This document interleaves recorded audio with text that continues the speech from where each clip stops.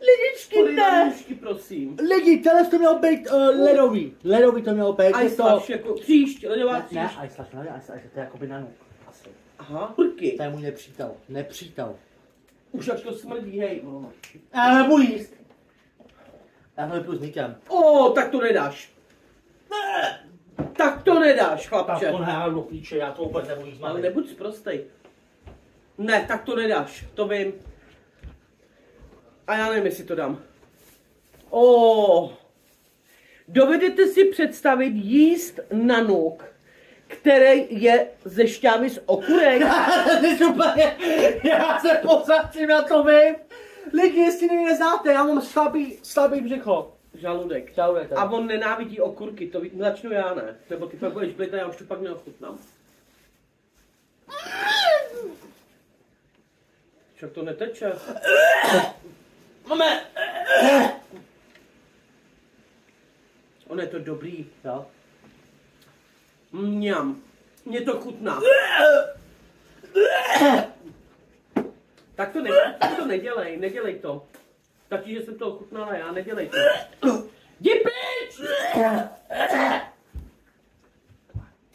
Lidi, ono to vůbec, ale vůbec není špatný. Asi jakou zmrzlinu bych to nelízala, to určitě ne. Už zvrací. To ne. Sakra.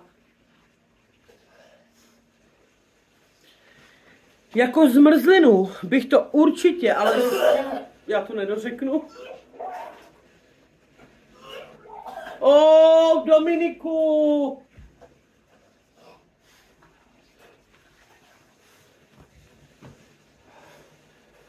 Dominik se pozvracel. Ty pičo, tak to je smrad, hej lidi. Ale já nenávidím okurky, to je nejhorší. On to nesnáší, no. Říkám, ledový jako nanuka bych to nelízala, nejedla.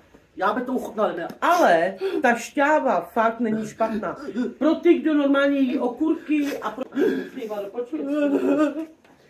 Počkej. Další věc. Je okurka. Já to nebudu jíst. Extrémně kyselá. Lidi, zase, to je stejná značka, jak z toho pití. Orhe, já to nebudu bavit jíst, omlouvám se. Já to ochutnám, on zvracel opravdu.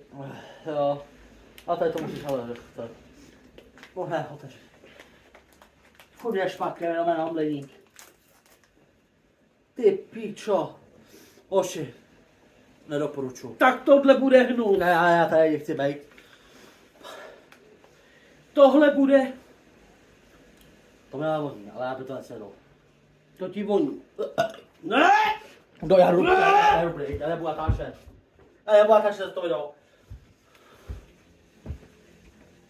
Už tak mi trápí.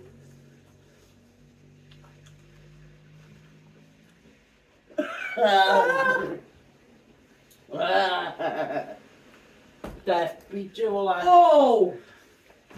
Tak to ne. Tak jsem se rozpotil z toho videa. Uděláme to, takže já budu končit, čus.